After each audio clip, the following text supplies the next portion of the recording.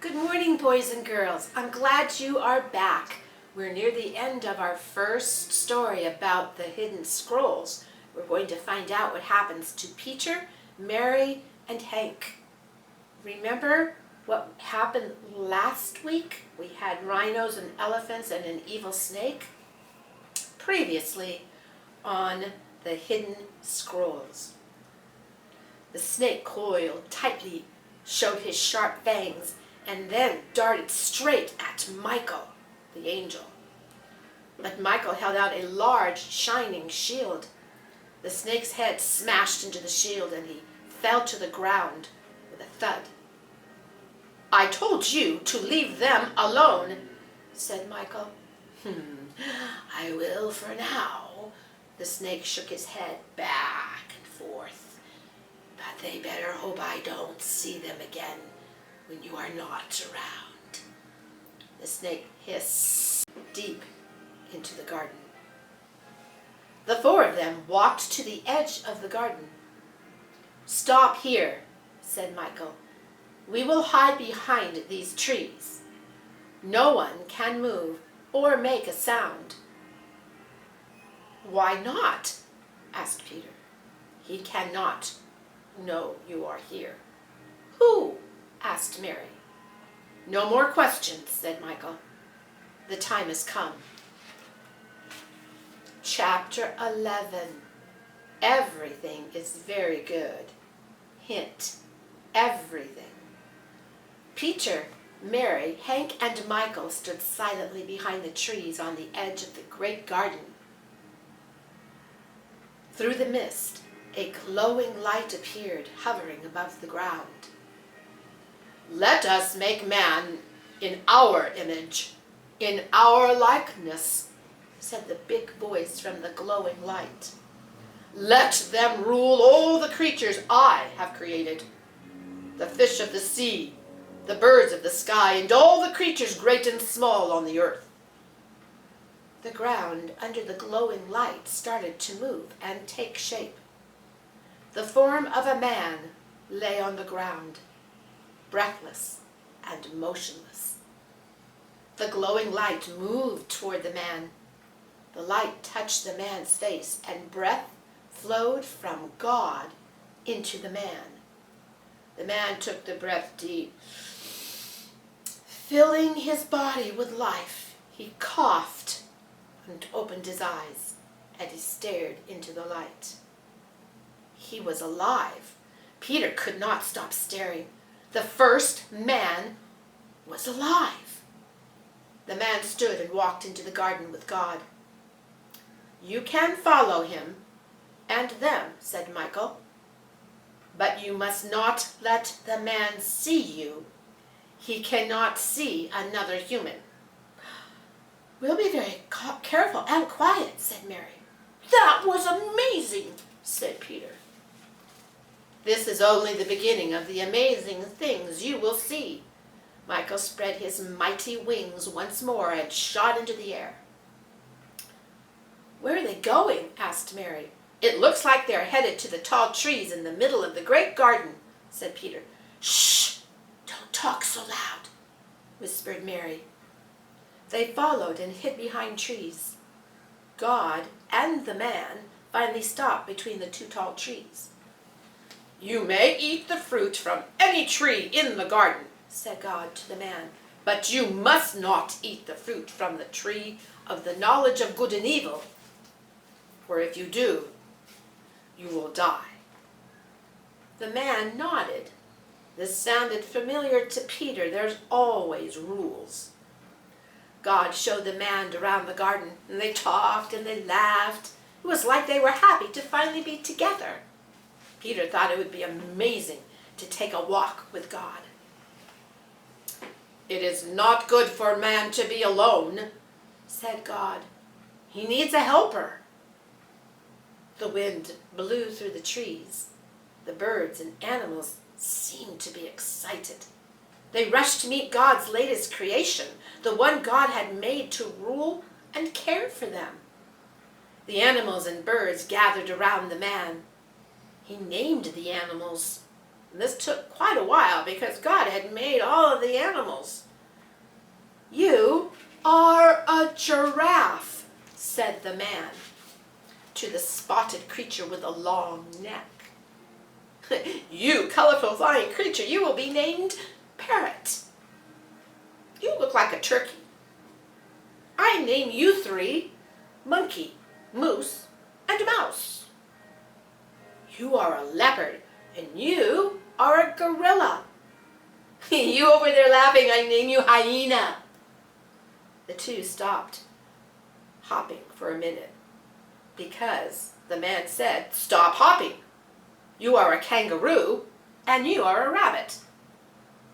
The naming went on for a while, and Peter looked around. "Where's Hank?" he whispered.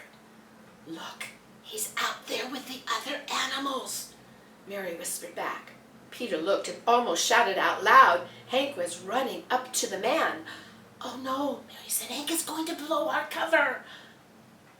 "It's too late," said Peter. "We can't stop him." "I name you Dog," said the man. Hank danced on his back paws, then jumped into the air and did a backflip. "You are one of the smartest animals I have met," said the man. "Woof!" barked Hank. "I told you Hank was smart," whispered Peter. Hank turned around and ran back to Peter. The man finished naming all the creatures. He was very creative with names, but suddenly the corners of his mouth turned down and his shoulders slumped. "The man seems tired and sad," said Mary. "I think he looks lonely," said Peter. "There aren't any other people." "I think he needs a wife," said Mary. "Well, of course you do," said Peter.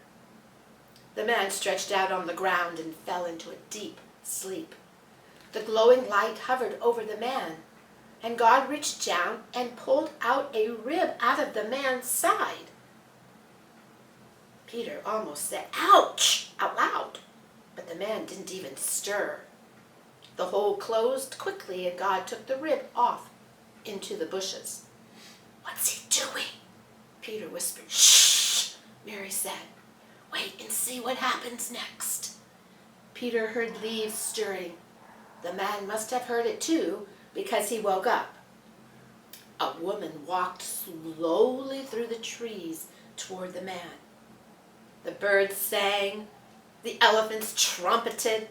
The man ran to greet this beautiful new creature. "You are bone from my bone and flesh from my flesh. You are a part of me." "Everything is very good," said the big voice across the amazing creation. "Yes, it is," whispered Peter, and suddenly he was very tired. He lay back against an apple tree and drifted off to sleep. The rest of the story. Peter woke to find Michael sitting across from him. "What are you doing here?" asked Peter. "Is something wrong?" Mary slowly sat up and rubbed her eyes. "Leave yet." Peter stood and walked a few steps away. He missed the rest of his family, but he also wanted to stay and explore God's wonderful new creation. "Well, the time has come," said Michael. "Why is it so quiet?" said Mary. "It is the seventh day," said Michael. "God is taking the day to rest." "Well, I didn't think God could get tired," said Peter. "Oh, he does not," said Michael, "but rest is a good thing. Now, you need to solve the scroll before it is too late." Michael stood and spread his wings. "Goodbye," said Mary. "Will we ever see you again?" asked Peter. "Oh, I believe you will," said Michael. Hank barked at Michael as he flew higher than they could see. They were alone again, and it was up to them to get back home. Peter worried they wouldn't be able to solve the last word, but he unrolled the scroll and sat down to figure it out. "God created," said Peter. "We've already solved that part," said Mary. "I know." Peter rolled his eyes again. I am just thinking out loud. Well, maybe if we start listing all the things God created, we'll find the answer, said Mary. Peter had to admit it was a good idea. God created light, said Mary. Nothing happened to the scroll. God created land, said Peter. Nothing happened to the scroll. God created trees and grass, flowers, plants, fruits, and vegetables, said Mary. Nothing happened to the scroll. God created birds, fish, animals, lizard bugs, elephants, and rhinos, said Peter. Nothing happened to the scroll. God created man and woman, said Mary. Still, nothing happened to the scroll. I bet you've guessed what the last word is. Peter gave a big sigh. I give up. This could take forever because God created everything. The scroll shook and the last word glowed, and Peter watched it take shape. The word was everything. Peter's smile went from one ear to the other. You did it, Peter! Mary started dancing. You solved the secret of the scroll. God created everything. I knew it the whole time. Peter grinned at her. I was just trying to give you a chance. Sure you were, said Mary. What happens now? How do we get home? I don't know. He was out of ideas. Peter rolled up the scroll. Suddenly, the scroll shook. The red wax seal fell off of the scroll and landed on the ground. As Peter bent to pick it up, the broken seal, it melted and transformed into something round and gold. A medallion, Mary said. A what? Peter said. But he didn't wait for her to answer because he noticed something. There was a tree on it, just like on the red wax seal. What was that about? Peter didn't have time to wonder any longer because the ground began to shake and the trees swayed. Hank barked and everything spun around them. And when the spinning stopped, they were standing in the middle of the library. And everything was just as it should be. Great Uncle Solomon opened the door and ran in. His hair was sticking out every direction and his eyes were bulging behind his glasses. What happened? Great Uncle Solomon asked. A loud noise woke me. I'm sorry, said Mary, and I'm sorry we were gone so long. What are you talking about? Said Great Uncle Solomon. You went to bed an hour ago. Well, that's strange, said Peter.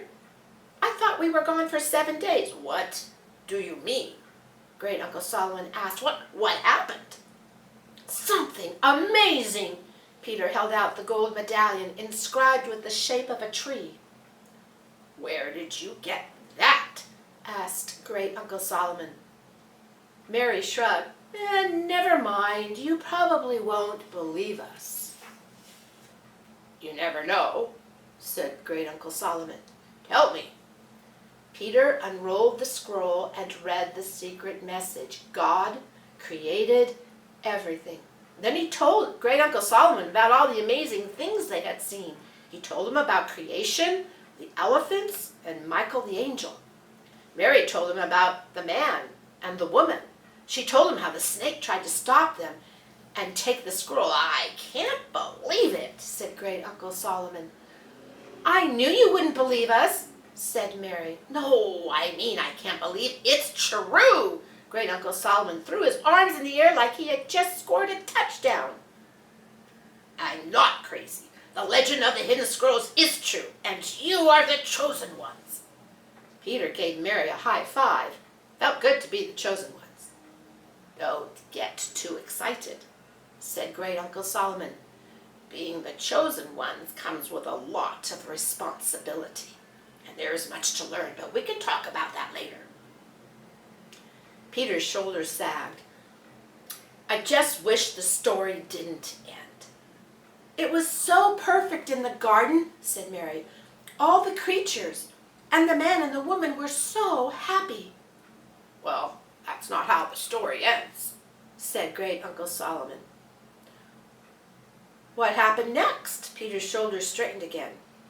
Great Uncle Solomon sat down in a leather chair and took out his big red Bible. Peter and Mary sat on a soft round rug in front of him. Hank curled up beside them. The story of creation is found in the book of Genesis, chapters 1, 2, and 3, said Great Uncle Solomon. He told them how the snake tricked the woman and man into eating the forbidden fruit, and how the man and woman broke the one rule God gave them. And then he explained that all of creation started to die. That's such a sad ending, said Mary. And for once Peter had to agree with her. Well, that is not the end, Great Uncle Solomon said. He told Peter and Mary that God still loved the man and woman, even though he kicked them out of the Garden of Eden and put angels in place to keep them out. God provided for their needs. And even though Satan and sin entered the world, God would forgive and fix everything someday. Peter smiled. I can't wait to find out how God does it. Oh, you will, said Great Uncle Solomon. Just be patient. Can't you tell us now? Said Mary. You will have to find out on your own, said Great Uncle Solomon. Now, go and get some rest. But I'm not tired, said Peter. Go to bed, said Great Uncle Solomon. Rest is a good thing. Peter smiled. He remembered Michael saying the same thing. He went to his room and climbed into bed, and Hank curled up at his feet. Oh, you keep watch, Hank, Peter said. You wake me if you hear a lion's roar. Next time he would know exactly what to do. Next time. Well, I hope you liked that adventure. And if you like it, there are more events to read about. In fact, the second mystery is called The Race to the Ark. Still has Peter and Michael, and Mary and Hank, and probably Great Uncle Solomon, and maybe some new people. Peter, Mary, and Hank, again, travel back in time to Noah. I bet some of you know who that is, helping him and his family finish the ark, that great big ship, before the flood came. And along the way, they face a group of young troublemakers and face the mysterious dark ruler. Can they solve the secret of the scroll before the floodwaters come?